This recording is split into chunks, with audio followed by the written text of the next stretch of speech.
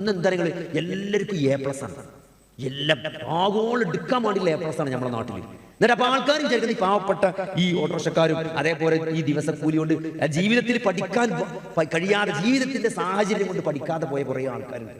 ഒരിക്കലും പഠിക്കാൻ സത്യത്തിൽ പൂതില്ലായിട്ടല്ല, പങ്ങളെ കെട്ടിച്ചാം പിന്നെ പേരല്ല, അങ്ങനെ സാഹചര്യം കൊണ്ട് സമ്മർദ്ദം കൊണ്ട് പഠിത്തമൊക്കെ ഒഴിവാക്കി പണിക്ക് ചെറുപ്പത്തിലേ ഇറങ്ങിയ ആൾക്കാർ വ്യാപാരമായിട്ടുണ്ട്. ഇപ്പോൾ ഓലെ കുട്ടികൾ പഠിച്ചുമ്പോൾ ഓൾക്ക് ഭയങ്കര വിഷമാണ്. എൻ്റെ കുട്ടി പഠിച്ചിട്ടുണ്ടല്ലോ എന്നുള്ള സന്തോഷമാണ്. അതുകൊണ്ട് നമ്മുടെ സിലബസിൽ എന്താ പറയുക, കേരള സിലബസിൽ വാരിക്കോരി മാർക്ക് കൊടുക്കുക. അപ്പോൾ കുട്ടികൾ വിചാരിച്ചത് എന്താ പറയുക, വാപ്പാർ വിചാരിച്ചത് ഭയങ്കര പഠിപ്പാണ് നമ്മളെന്നാണ്. എല്ലാ A+ കിട്ടുമ്പോൾ ഭയങ്കര പഠിത്താണ് കുട്ടീന്നാണ് വാപ്പ വിചാരിച്ചത്. എന്നിട്ട് എന്താ വെച്ചാൽ +2 സയൻസ് എടുക്കും, എൻട്രൻസ് കോച്ചിങ് കൊണ്ടുപോയി ചേർത്തു ഡോക്ടറാക്കാൻ. 3 8 എഴുതിയാലും കിട്ടൂല. എന്നിട്ട് കുടുങ്ങാണ് ആൾക്കാർ. ഇപ്പോൾ ഒരാൾ വന്നിട്ട് ചോദിക്കാണ് 3 8 എൻട്രൻസ് എഴുതി കിട്ടിയിട്ടില്ല, ഇപ്പോഴും അതിനും കല്യാണത്തിന് സമ്മതിക്കണില്ല, വേറൊരു കോഴ്സിന് ഇഞ്ഞോട് പഠിച്ചണം, റിപ്പീറ്റ് ചെയ്യണം എന്നാണ് പറയുന്നത്. നിങ്ങളൊന്ന് കൗൺസിൽ ചെയ്യും. മനുഷ്യന്മാർ കുടുങ്ങിക്കണം. നിങ്ങൾ വെറുതെ പറയല്ല, നിങ്ങൾ പുറത്തിറങ്ങി നോക്കി A+ കിട്ടിയ പെരിയിലൊക്കെ പണ്ടത്തെ പോസ്റ്ററും ഇതൊക്കെ പെരിയുണ്ടാവും. എന്നിട്ട് ഇപ്പോഴത്തെ അവസ്ഥ 3 4 വട്ടം എൻട്രൻസ് എഴുതി കിട്ടാതെ എന്നാ പിന്നെ വേറെ കോഴ്സിന് പോകില്ല. എന്നിട്ട് പറഞ്ഞെന്താ, എൻ്റെ ഇപ്പോൾ പഠിച്ചോലും ഇപ്പോൾ MBBS 3-ാം കൊല്ലായി, നിന്നെ പൈസ കൊടുത്ത് ചേർത്ത് തരും വേറെ സാധു എന്ന് പറഞ്ഞാൽ. ഇപ്പൊ മോള് പറയണ എന്താ വെച്ചാൽ പുതിയ അനുഭവമാണ് ഇപ്പത്തെ പറഞ്ഞ നിങ്ങള്. മോള് പറയാണ് എന്തായാലും വാപ്പ എന്നെ കെട്ടിച്ചണല്ലോ, എന്നെ കെട്ടിച്ചണം, എന്തായാലും എന്നെ കെട്ടിച്ചു വെച്ച് കുറച്ച് സ്വർണം തരുമല്ലോ, അത് ഞാൻ തരണമെന്ന് വിചാരിച്ചിട്ടുണ്ട്. ആ സ്വർണ്ണപ്പത്തന്നെ തന്നാളി, ആ കാശ് കൊണ്ട് എന്നെ സീറ്റ് ചേർത്താളി. ഇത് കുട്ടി പറയാണ്, നിങ്ങൾ ഇച്ചി തരാന്ന് വിചാരിച്ചൊരു സ്വർണ്ണം ഉണ്ടല്ലോ, ആ സ്വർണ്ണം ഇപ്പൊ തന്നെ പൈസ തരാ, ഇന്നൊരു കോഴ്സിന് ചേർക്കുക. അപ്പൊ ഞാൻ കെട്ടിച്ചോളൂ. അപ്പൊ ചൊന്നും വേണ്ട വാപ്പ, അതിപ്പോ എങ്ങനെ നടക്കുമോ?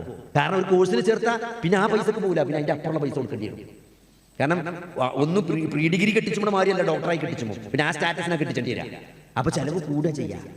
നമ്മുടെ നാട്ടിൽ നടപ്പാൻ ഞാൻ പറഞ്ഞിട്ടോ, സംഭവം ഇപ്പൊ പെണ്ണുങ്ങൾക്ക് ചാൻസ് കൂടുതലാണ് ഇപ്പൊ കുത്തിക്കൊണ്ടോ, കാരണം ആർക്കും പെണ്ണ് കിട്ടാനില്ലാത്ത അവസ്ഥ. കഴിഞ്ഞ ദിവസം ഒരു സഹോദരി പറഞ്ഞാണ്, പെണ്ണ് കാണാൻ പോയിട്ട് എന്താണ് മുട്ടായി ഇങ്ങോട്ട് തന്നെ കൊണ്ടുവന്നത്.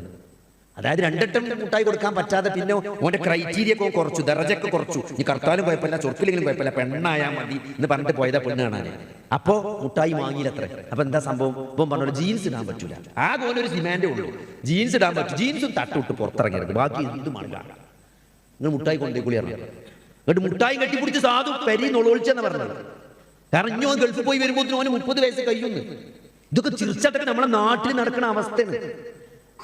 എല്ലാവരും കൂടി പഠിച്ചണ്ടെന്നല്ല, പക്ഷെ എന്താ അറിയോ, ഈ മതബോധം എന്നൊരു സാധനം അത് നഷ്ടപ്പെടാൻ പാടില്ല. അപ്പൊ ഇതിങ്ങനെ ഞാൻ അങ്ങനെ നോക്കുമ്പോൾ എനിക്ക് തോന്നിയൊരു കാര്യമാണ്, എന്താ ഇങ്ങനെ സംഭവിച്ചത്.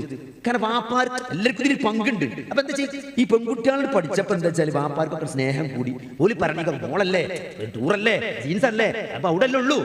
പക്ഷെ എന്താ നിങ്ങള് എപ്പോ നമ്മൾ അള്ളാഹു റസൂലും വിരോധിച്ച കാര്യങ്ങളിലേക്ക് ചാഞ്ഞു പോയോ, നമ്മളെ അവസ്ഥ പിന്നെ മോശം.